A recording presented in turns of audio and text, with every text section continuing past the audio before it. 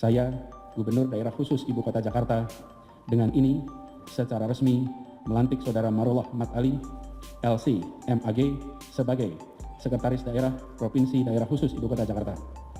Saya percaya bahwa Saudara akan melaksanakan tugas dengan sebaik-baiknya sesuai dengan tanggung jawab yang diberikan.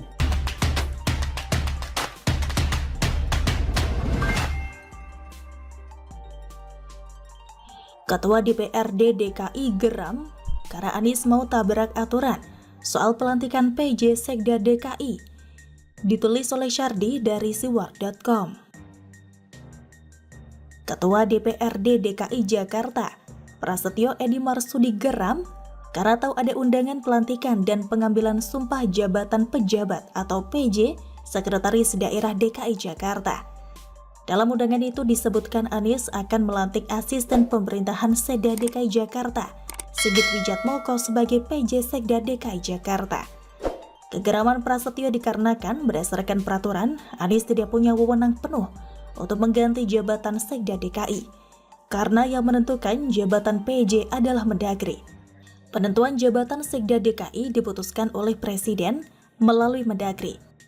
Itu langkah Anies namanya melangkahi keputusan Presiden yang menunjuk, kata Prasetyo. Sigit Wijatmoko sebelumnya sudah ditunjuk jadi pelaksana harian atau PLH Sekda DKI untuk mengisi kekosongan selama Sekda DKI Marullah Ahmad Ali berangkat ibadah haji. Yang herannya adalah kenapa Anies harus melantik Sigit Wijatmoko sebagai PJ Sekda DKI Jakarta yang bukan kewenangannya? Bahkan, bukankah itu menabrak aturan? Atau ada sesuatu yang perlu diamankan atau disembunyikan? Jabatan Sekda DKI termasuk posisi yang strategis loh. Justru sangat aneh kalau Anies ngebet mau melantik padahal tidak punya wewenang. Bicara soal menabrak aturan, tentu Anies adalah salah satu rajanya. Tidak mungkin Anies tidak paham aturan. Lebih tepat kalau disebut Anies sengaja menabrak aturan demi kepentingannya sendiri. Berawal dari penutupan di jalan kawasan Tanah Abang untuk kepentingan lapak PKL, Anies seolah ketagihan dan mengulangi kesalahannya. Anies juga menaikkan persentase upah buruh yang tidak sesuai dengan peraturan dari pemerintah pusat. Hingga PT UN pun menghukum Anies menurunkan kembali UMP DKI 2022 menjadi 4,5 juta rupiah. Saat menentukan lokasi venue di Monas untuk Formula E juga diketahui tidak melibatkan pemerintah, gerak sendiri. Penebangan pohon di Monas juga awalnya dikabarkan belum dapat izin. Pokoknya, kalau Anies sudah ngebet, aturan akan ditabrak tidak peduli konsekuensinya seperti apa. Jadi pemimpin saja tidak paham aturan dasar, gimana mau memimpin satu negara? Bisa-bisa negara ini kacau balau dan berantakan. Untungnya pelantikan Sigit sebagai PJ Sekda DKI itu tidak jadi dilakukan, karena Marullah sudah kembali dari ibadah hajinya. Pak Marullah dipikir masih ada di Tanah Suci, padahal sudah pulang. Jadi pelantikan PJ Sekda DKI enggak jadi dilakukan. Tadi pagi saya konfirmasi ke Pak Sekda Marullah, katanya enggak jadi, dibatalkan, kata Prasetyo. Untung saja batal. Kalau tidak, mungkin diam-diam sudah dilakukan pelantikan.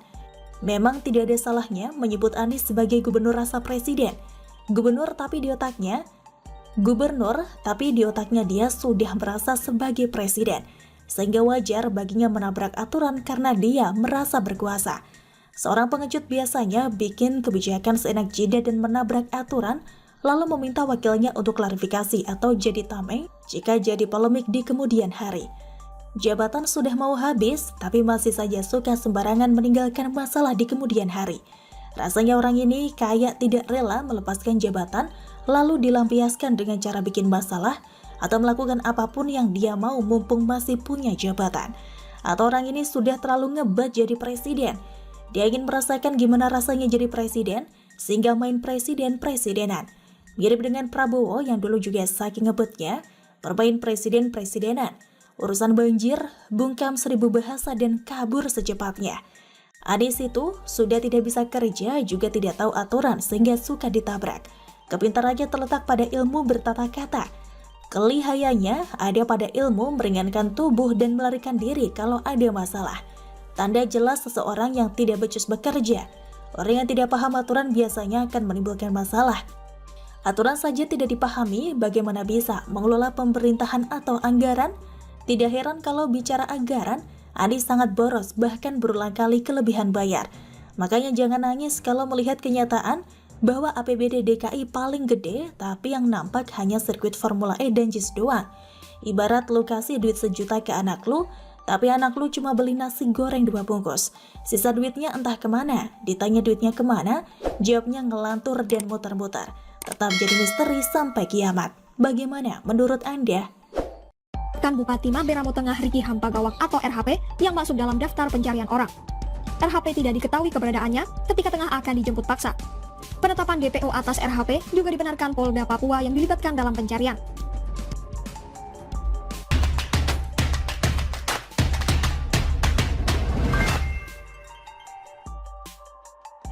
Bupati korup yang kabur ke Papua Nugini ternyata kader Partai Demokrat.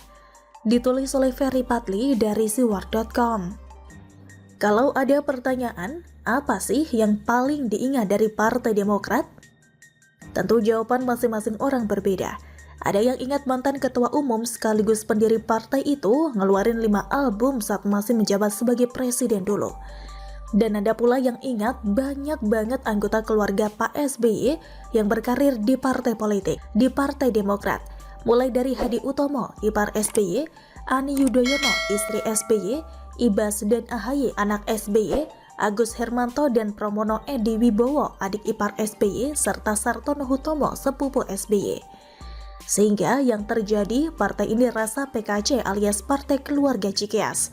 Namun dari sekian banyak ingatan itu, ada satu hal yang paling berkesan menurut hemat penulis, yakni iklan katakan tidak pada korupsi.